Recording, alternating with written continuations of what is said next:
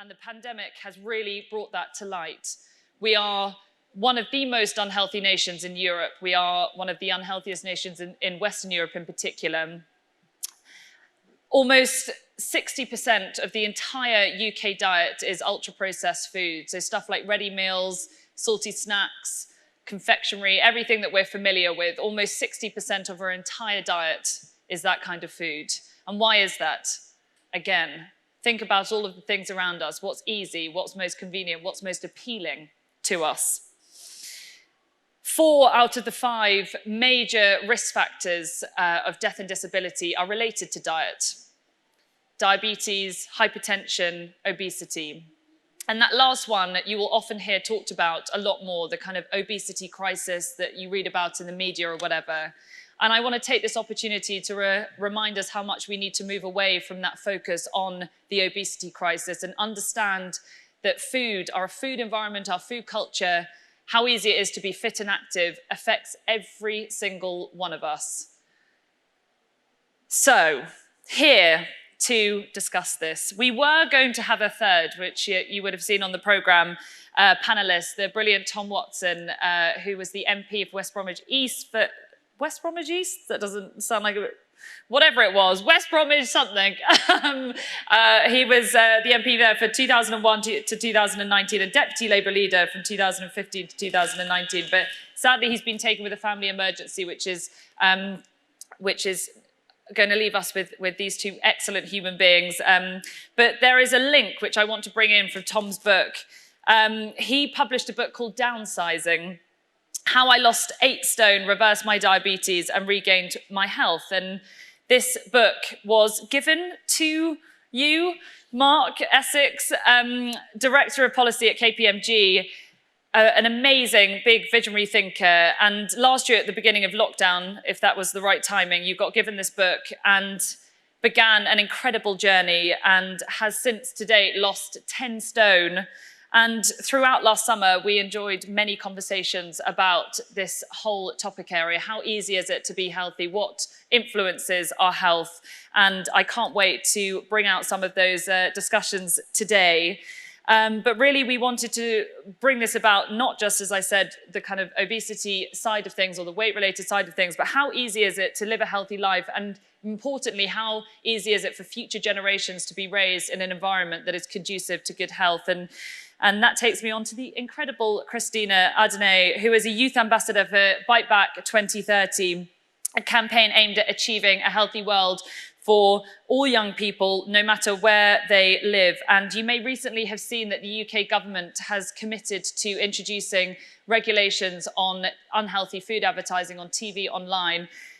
I can pretty much put that down to Christina and her colleagues at the Bite Back 2030 campaign, who have been fighting so relentlessly and hard for months to make sure that this bombardment of unhealthy advertising that we see on social media, on TV, you name it, anyone watching Love Island will know just how relentless it is.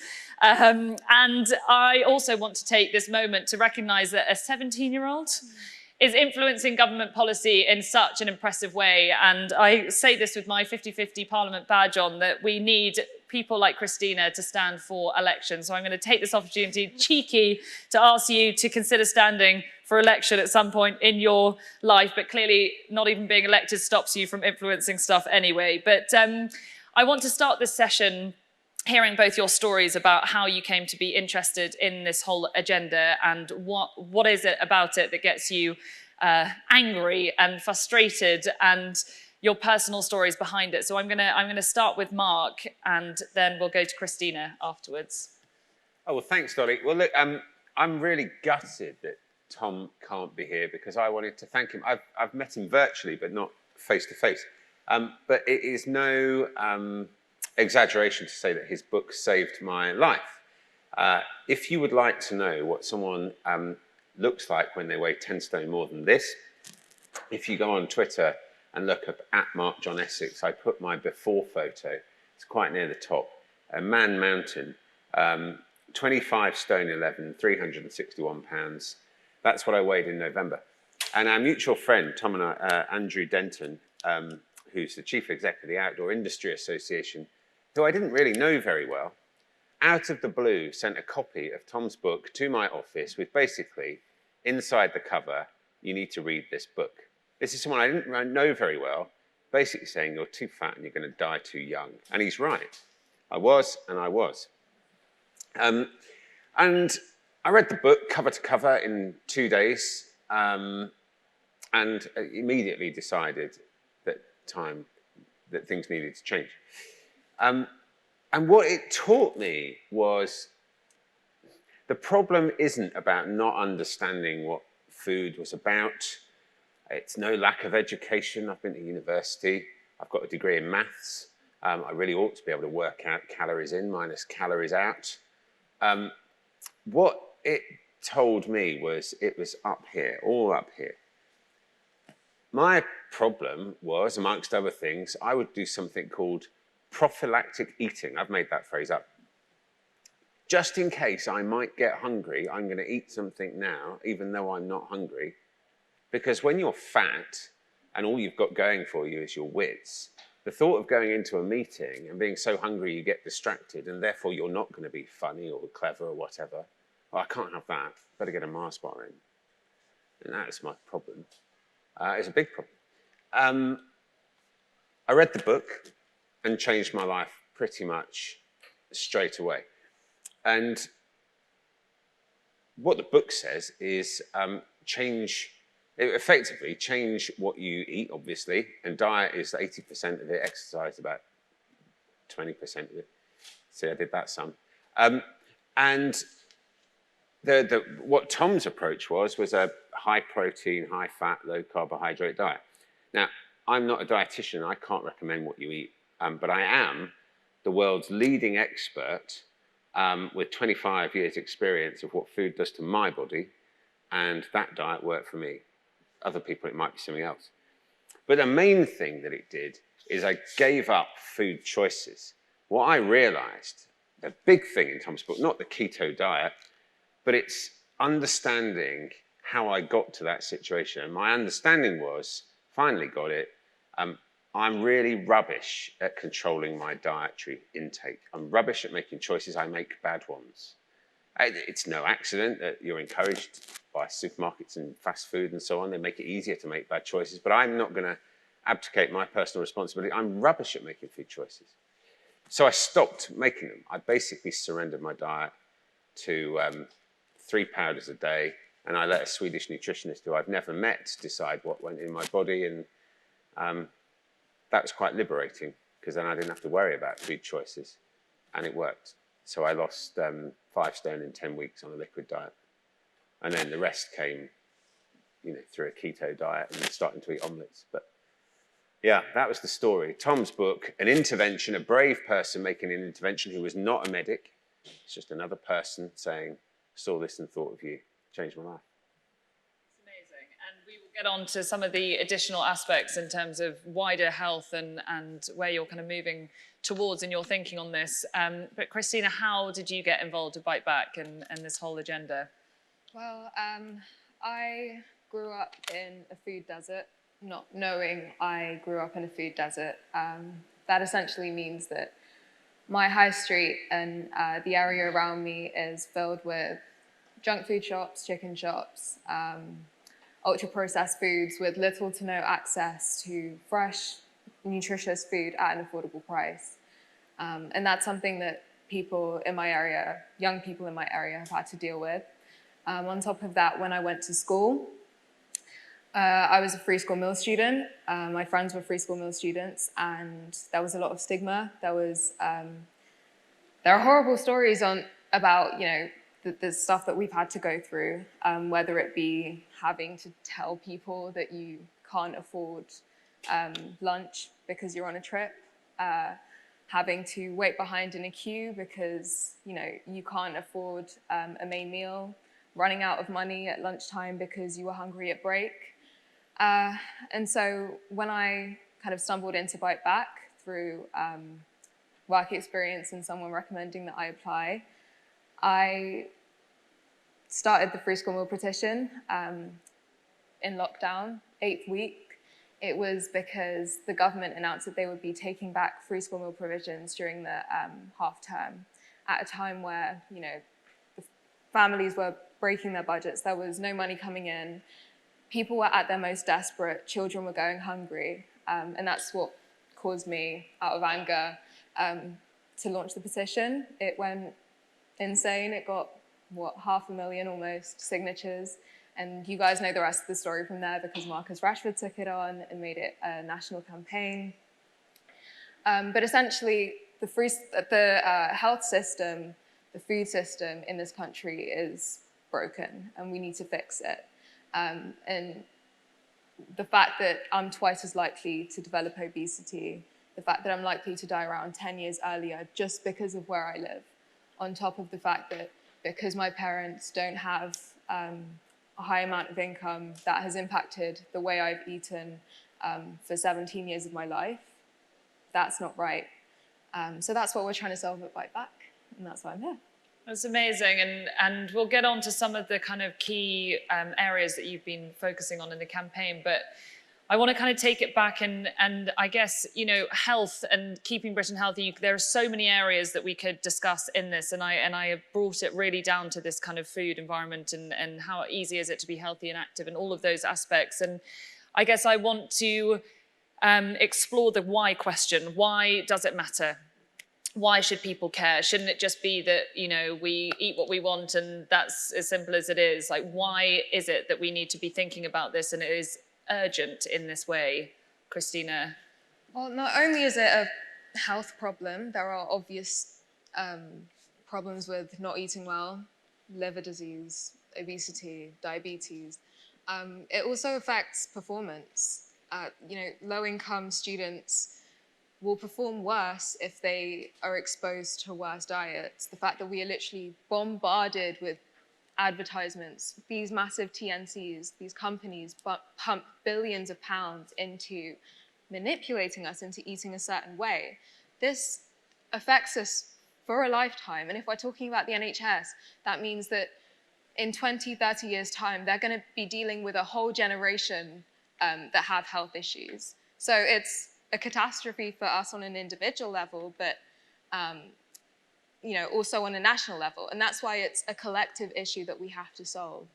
And the whole framing of, you know, obesity being a crisis, it's true, but it's also, we don't want to feel helpless. This is something that we can change. We just need to empower young people like myself to actually speak up about this stuff that we go through, and also influence policy change, and change the attitudes towards people with issues like obesity, which of course you can talk about, Mark.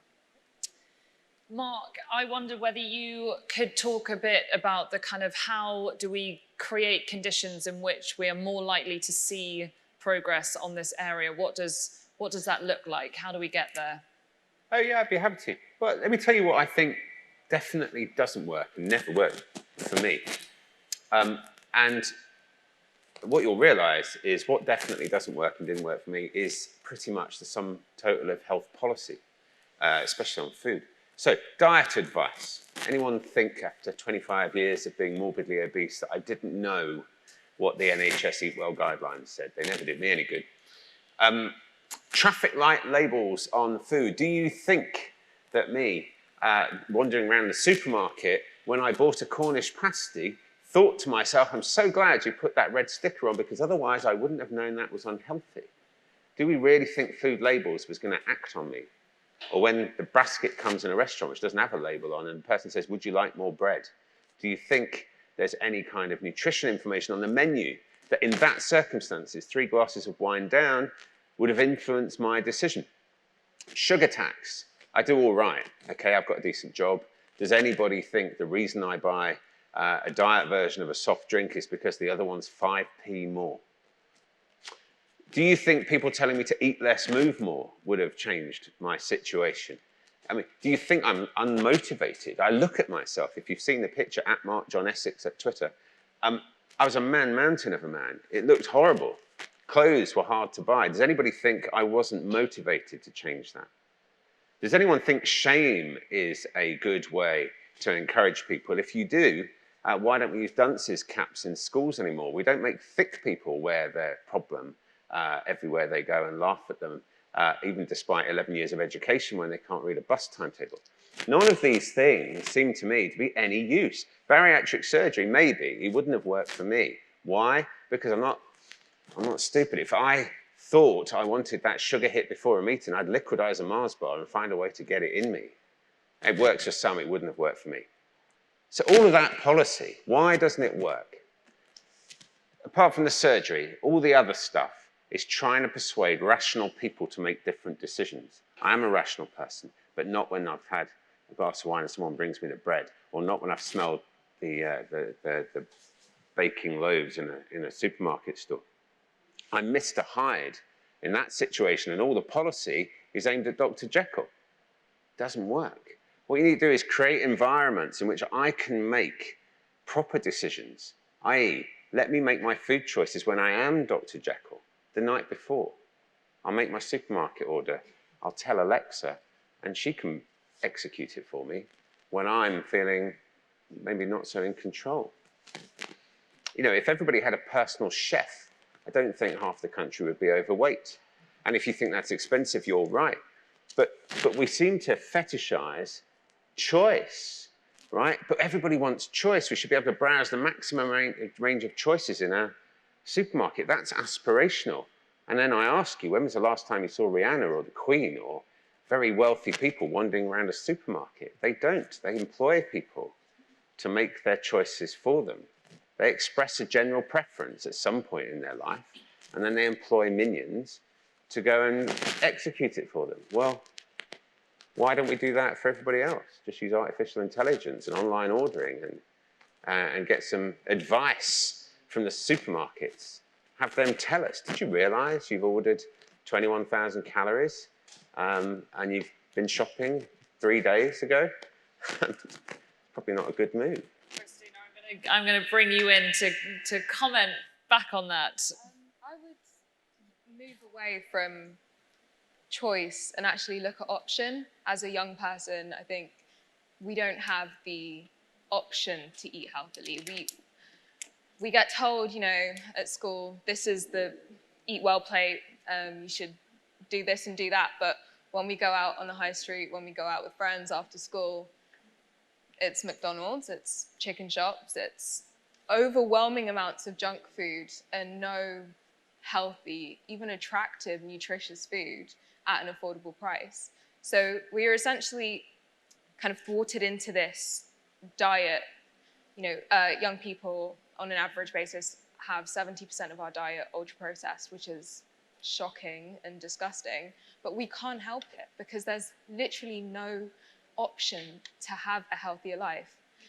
So I think it is important to have legislation in place and policy in place so that we don't end up in situations where we now can't help the fact that we're obese, or that we now can't help the fact that we've got these illnesses, when we could have actually prevented this way earlier on. So it's about equipping young people with the knowledge that this is actually not our fault. I feel like we're often blamed either for being obese or for having these health problems, or we're blamed, oh, we don't care about health, we don't value the options we have. We don't have options, and I think it's really important to let young people know that this is a collective issue, and we need to kind of push more for that government responsibility and actually ensure that companies are being held accountable for what they're doing. We, as you stated, we managed to get the government to ban junk food online from 2023 and on TV, which is incredible, but we've still got street advertisements. When I'm in my school at Westminster, there's Pret's, there's Leon's, and it's perfectly fine. But when I'm in South London, where I live, and I walk through my high street, or even my journey to school, I see McDonald's ads, I see KFC ads, I smell and I see things that entice me to these things. So yeah. I mean, and it comes down to what we were saying of even just using today as a really good example, or this weekend as an example of just thinking about when you're in your day-to-day life, just how easy it is and what is dictating the things that you're choosing or thinking about in relation to food, what options are, as Christina so brilliantly set out, what options are available to us, even when we want something, how easy is it to do that? I don't know whether we can bring up some of the Slido questions, and also I want to bring you all in, and please be encouraged to not just ask questions, but make points, make this an open discussion. This is what Big Tent is all about. So does anyone, yes, sir, at the back, do we have microphones? Two on the, you walk up. Excellent, come and talk to us. Hi there. It's really interesting. It's so fascinating listening to this discussion because, sorry, this is a bit. I'm sorry. It's your rock star moment. I'll be 37 this week, and I'm not. I come from West Wales. I come from a working class community in West Wales. It's really interesting. I find growing up when I was in school, I remember. You could spot the guys that were people, not there were many of them, but middle-class people, because they generally were a bit bigger. And it's funny because I remember growing up, I remember Pop-Tarts. Remember Pop-Tarts? Remember Pop-Tarts came out? And people were shouting about Pop-Tarts and shouting about Pop-Tarts. There's a couple of kids whose parents were, I don't know, accountants or something like that, who were having Pop-Tarts for breakfast and we were thinking, oh my God, we were just having toast and jam, or we were just having... And it's funny because as I've gotten older, I've realized, wow, bad diet now is something which has become the domain almost of people like myself 20 years ago. Whereas when I was growing up, I've realized, God, my diet was incredible because, I was poor, but because I was working class and from West Wales. And I wonder... And I know exactly what you're saying, Christina, because I've seen that, especially going away to work and stuff in cities. And I live in a city, I live in Cardiff, but going away to London to work or whatnot. And the options are really kind of narrow, particularly you see so many fast food takeaways and stuff. But I would slightly disagree in the sense that I wonder whether the problem is, and I don't mean this in a patronizing way, because it really turns me off sometimes when we say we need to be educated. But when I wonder about choice, if we can discover again that actually healthier is cheaper, healthier is nicer. It's funny, when I go to work and I get 10 quid a day subs, I'll drive through those subs on KFC, McDonald's, Fish, whatever, because I'm in a hotel room and I can't cook. And I go home and I think, Jesus, goodness me, it's so much cheaper to eat. I'll make whatever, veg, and the options are there, they're there. I just wonder how... Is the answer? I don't know. I think the answer is, but I wonder whether maybe how do we reconnect that idea of how do people cook? How do they do this? It's cheaper. It's cheaper to live healthier. It is. It really is. And activity-wise as well. I mean, my parents couldn't afford to buy me. Obviously then it was like Sega, whatever it was. So we used to go out and play football. We used to go play rugby, what have you. And I just wonder how can we reconnect that again? And also in a world of work, in a world of everything's, how do we fight back against things like mechanization so that humans are active within their work, within their daily lives? Is there a way of fighting back against it? I know, for example, things like the Amish communities and stuff, they take votes based upon, do they have a tractor? If they have a tractor, does that mean people are going to be as active? I don't know. Maybe we need to bring that into a broader debate. And how do we actually, because I don't think it's necessarily about choice. I think the choice is there. I do. Yeah. I think, most places got a Tesco, most places got an Asda, what have you, and they've all got parsnips, and they've all got carrots, and they've got leeks, whatever. Well, Christina, so the option's there. How do we rediscover that? That's just a question. It's not... No, thank you so much. Let's open it up and come back to that. Yeah, both I hear you completely. And I do agree that it is cheaper to cook a meal, and that one meal per plate would definitely be cheaper than, a junk food order. But do we have the time? My parents, when I was growing up, still to this day, that they both work very long hours, we're working class. And so there's simply not enough time. I was lucky enough when I was younger to be taught how to cook, but, and I'm speaking from the youth perspective as Gen Z, we don't get taught in school how to cook. Our parents are often at work. We aren't taught at home either, most of us. So how do we find, our parents don't have the time to cook, we don't have the skills, we haven't been taught the skills. How do we create that option for ourselves. That's why Deliveroo and Just Eat and all these, these quick online takeaway things are doing so well, because they are thriving off of the fact that we don't know how to cook. It's just not, common anymore, unfortunately. And I think that's it's not that we've become lazy or anything, it's just that there's genuinely just not any education around it. It's laziness, right? I don't know how to cook. Well, I didn't know how to cook. And I'm busy, I've got a demanding job, but I know I can finish one Zoom call at work, walk into my kitchen, cook a 3-egg omelette fried in butter, and eat it. Wouldn't do it on camera. And be back at my desk in 20 minutes. And I mean, it's a 3-egg omelette, right? Butter, eggs, done. And you say Deliveroo. It's quite complicated to order a Deliveroo. You've got to buy yourself a tablet, figure out how to use it. They do not come with instruction manuals. It's easy for our generation. We grew up with technology. Right, well, fine. Well, then that's a generation that won't have any trouble learning how to cook, because they'll go on YouTube and find a video and it will show them. I didn't know how to do bricklaying until last week. But isn't Mark the point that there are other drivers, and your point on the rational assumption, because what you're raising there is it's the rational side. It's cheaper, it's better for you. Why would you not do it? But a lot of our decisions are much more complex than that in terms of what influences it. Why is it that we're choosing Deliveroo? Well, so I think it's so I'm not saying it's not easier to get takeaway. When you're on the go, it's hard. So today, I had a really good breakfast at my mum's this morning because I knew I wouldn't be able to eat on the go. There's no keto on the go offer. You can't buy an almond flour wrap. I have a shake powder in my car, and at 6 o'clock I'll go and drink it. And so I have to manage 8 hours without any food, and I've had to do a fair amount of preparation. And I get that most people can't be bothered to do that, and fair enough. It is harder if you have my particular diet to plan it and organise it. But if you were to plan it and organise it and cook and make one meal and put it in Tupperware and make it last a week, actually it doesn't have to take any longer. In fact, it's easier. You go to your fridge and you know you don't have to wait half an hour, and it's hot if you want it to be hot. And it isn't always when you order from one of the apps. So you do have to change your mindset. And it is slightly more difficult. But I don't think the chap asked, is it cheaper? Why don't we make it cheaper?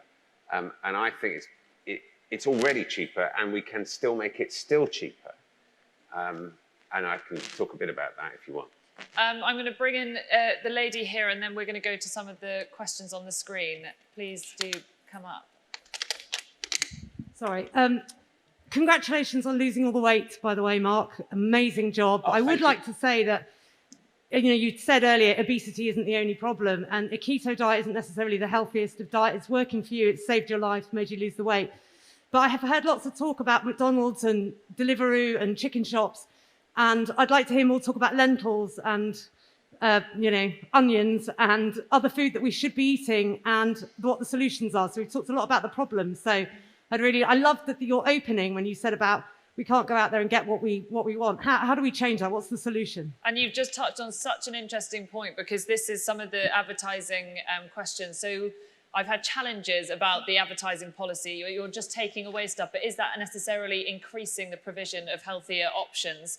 And we hope with a policy like this that naturally there will be an increase in healthier options because they don't fall within the restrictions. So you'll have food companies, whether they diversify their portfolio of what they're offering, and not only are they producing healthier products, but they're also advertising those. Because if you try and, I've even Googled healthy adverts, and they're really hard to find. So our imagination of exactly what you're talking about, what does a healthy world look like? What do healthy adverts look like? What does a healthy meal look like?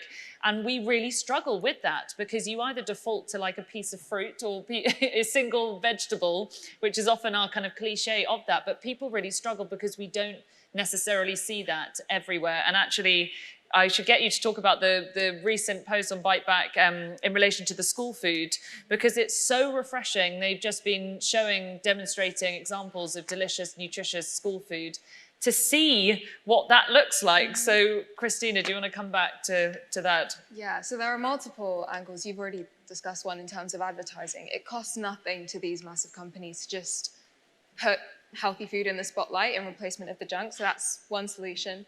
Another is school food, where in school, 192 days a year, that's a massive opportunity to get us into the habit of eating healthy and nutritious food. You know, we often have our lunches there, breakfast, snacks.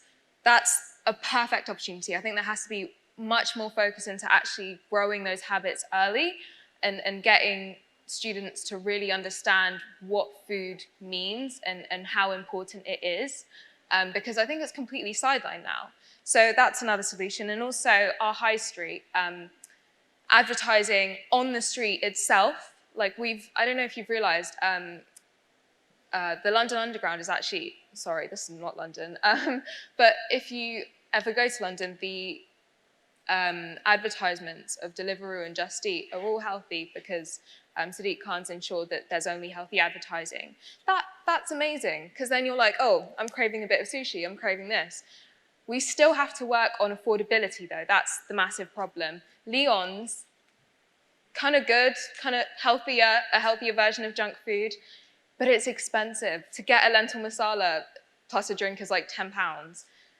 Young people can't afford that. So working more on legislation, incentivizing companies to make their foods cheaper and compete with these ultra processed and low nutrition foods, it's really important. And I think it's all about increasing option, as I have kind of made obvious.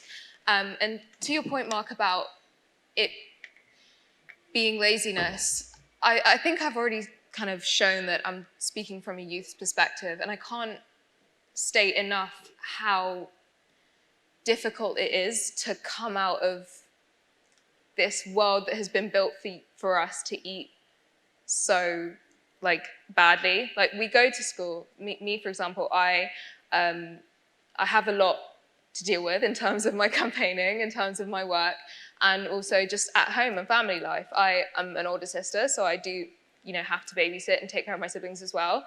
I'm not thinking about meal planning the Sunday night because I'm thinking about what I have to prepare for school tomorrow, and I'm thinking about doing my homework, and I'm thinking about all these other things. So I think, again, and also, we're children. Like, we have parents, we have schools that are supposed to be taking care of us. We have the government, it's these institutions and these bodies, these different bodies that should be taking care of us. Even the NHS, they need to put more money into prevention rather than, you know, dealing with the issue. I think we can safely say Christina is not lazy. I'm going to quickly keep you speaking because I'm going to link that question to the top one here, which is such a brilliant question by Tim Morley.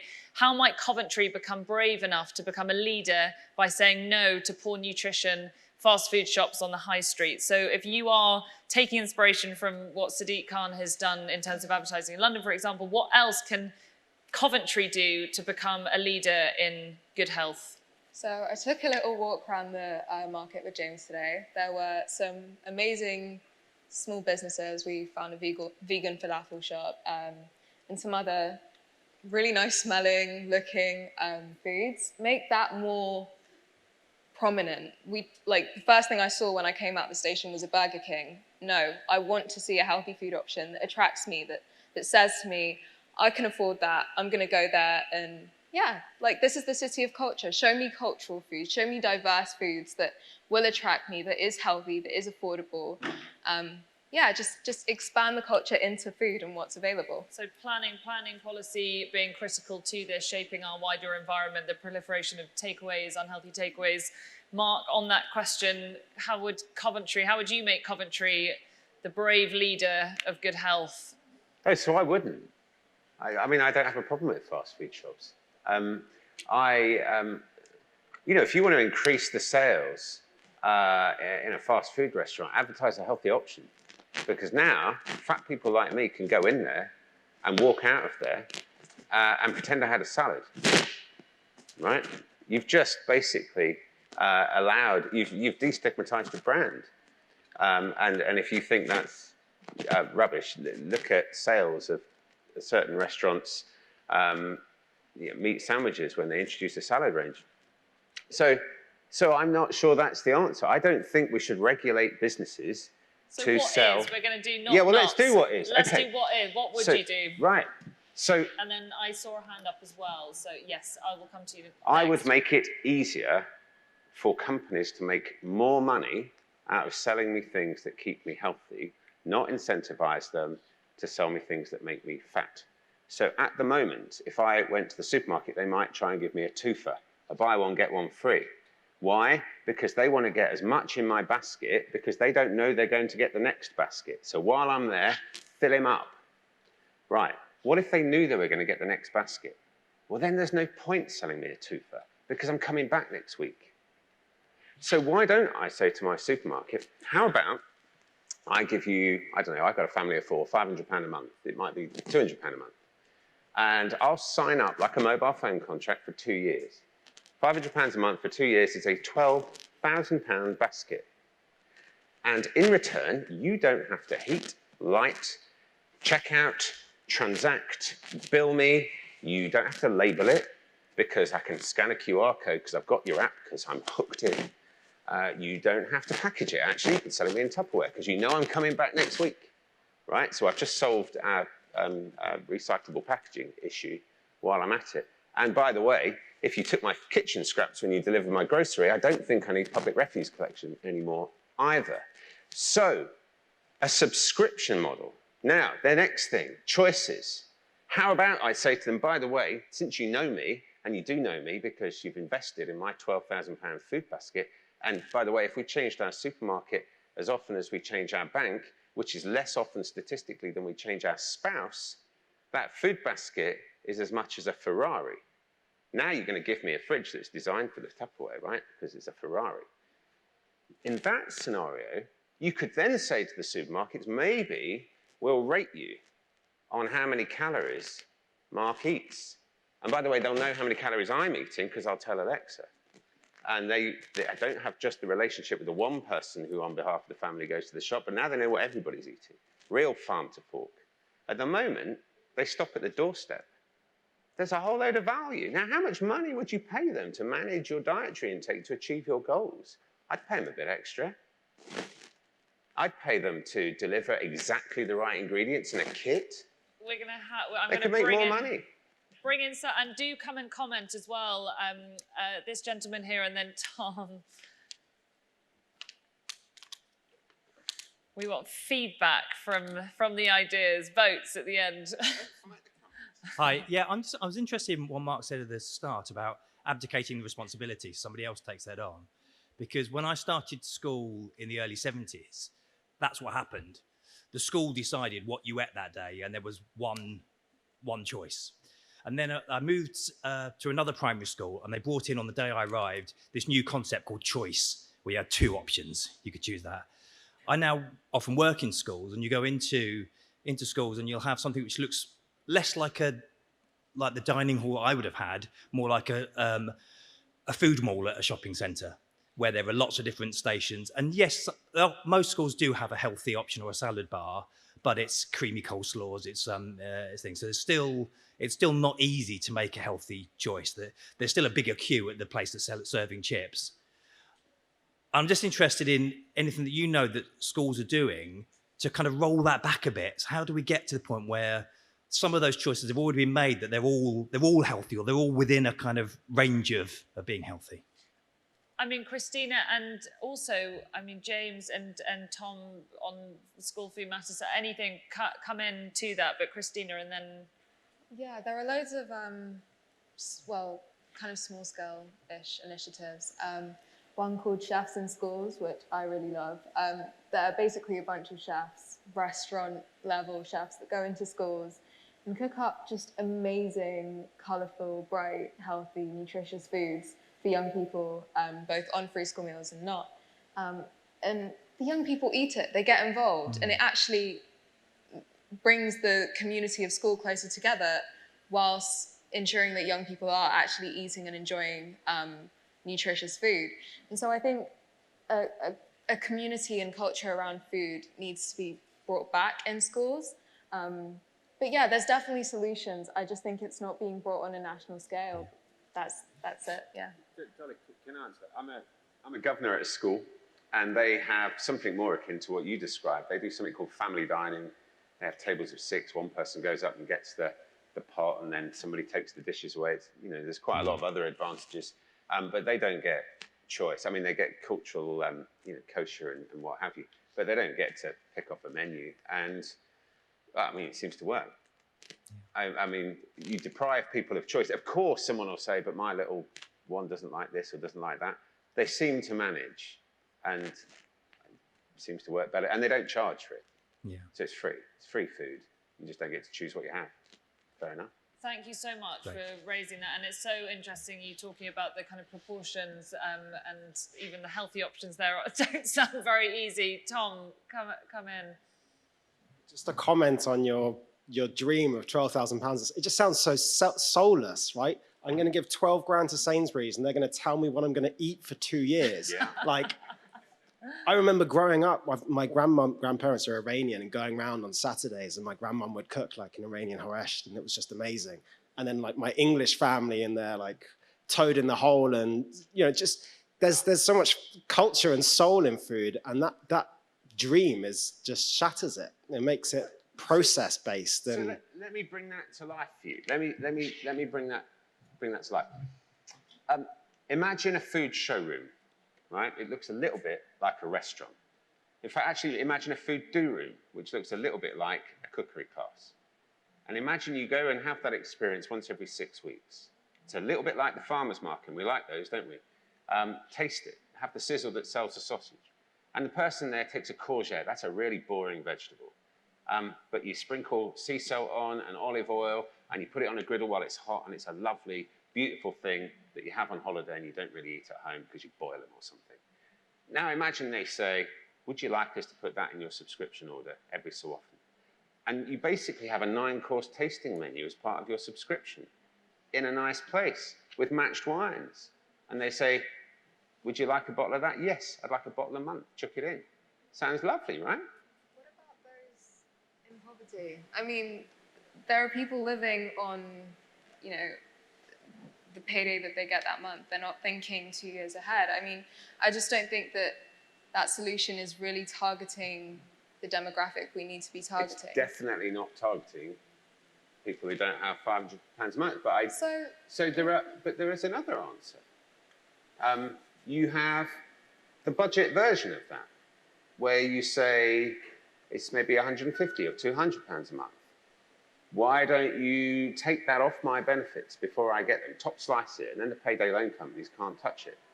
And you do an auction for the supermarket and say, I want you to feed 10,000 people a basket of this much, these nutritional standards, and I want you to do it for this price. Who's going to do it? And they compete. And then somebody wins, and they feed 10,000 families with a subscription. No, you don't get to pick it. You don't get the tasting menu. Mark, we're 5 minutes to go, so I want to make sure that we can bring in some of the... We can continue. Please come and continue the discussion outside. I'm going to bring in the question at the top from Tom, which is on one policy change. What would you choose? And I'm also going to bring in, because I think this is such an important point, but there's an anonymous question which is about this sort of creating healthier environments and making it easier. Realistically, would people, when given the choice, choose a healthier option? And your point on the schools is such a critical one, because even if it's there, is it still being chosen? And what are good examples of when the healthy option is chosen? Can we think of times when that is proof that it works, that healthier options will be chosen by anyone, majority of people? What does that look like? So, Christina, if you can remember those two, when does it work in practice that people do actually choose healthier things, and what's your one policy change going forward? As I said, chefs in schools is an amazing example. Being Ethiopian, I was talking about it with James, our CEO, as well. My cultural food is healthy, and I've never thought about it as healthy. It's just there. So if we diversified our food culture, if we weren't eating the same 3 grains every single day, it would, I mean, food would be so much more adventurous, but it would also be nutritious, affordable, healthy. The one policy change, that's so difficult. You've already achieved so many, so this is additional to those. making healthy foods cheaper, so incentivizing companies, I think. But I would also make free school meals universal. So that's two I cheated, but yeah. The school food is such a critical thing. We're so close to it. And also the National Food Strategy, which is led by Henry Dimbleby, is coming out next week. So keep your eyes out for that, because there's plenty in there on things that the government should be doing, hopefully will be doing. Mark, so when does it actually work that you choose the healthier option? I think we probably have a clear idea of when you... But I have to say your lockdown story is a very good example of it. It was possible, as our discussions last year showed, because you were able to control your environment. You actually created the environment that allowed you to do that.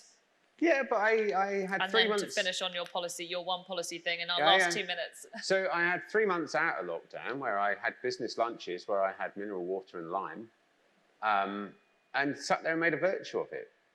So I did have the 3 shakes a day. I mean, you don't need anything. If you have the soup one, you need a microwave. My work had one of them. So I couldn't control my environment because I don't think it's practical to ban junk food shops. So I accepted that. I can't always plan for every eventuality, so I prepared myself for it. But you know, I did something quite drastic and extreme, and I take the point that a keto diet isn't for everybody. But equally, nor is the NHS Eat Well plate for everybody. I mean, half your plate of starchy grains, I mean, forget that. It does me no good whatsoever. So I think, you know, the story there is each individual knows what works for their body, or they could find out. I think my policy change would be less prescriptive about what healthy food looks like, but make it easy for people to surrender their choices to their chosen diet manager, which might be their other half, it might be themselves, it might be their supermarket, it might be a tie-up between a supermarket and a fast food restaurant. Because the issue is not the individual choice and trying to optimize for that, because actually a Mars bar every so often won't hurt you. It's over time, it's the intake. So don't make jam less sugary, eat less jam. But we don't measure that. Yeah, I think we have a clear theme on how easy is it, the balance around us, what kind of options are there, but are they outbalanced by others, and what dictates that appealing nature of what we have around us. So please come and find us today. Enjoy the rest of your day as well, but please come and find us. Give us your reflections and ideas and thoughts. We are all incredibly passionate about this area, and look forward to hearing your reflections on the session, and I hope you enjoyed it. So thank you all for coming, and thank you, Christina and Mark, and sorry Tom couldn't be here.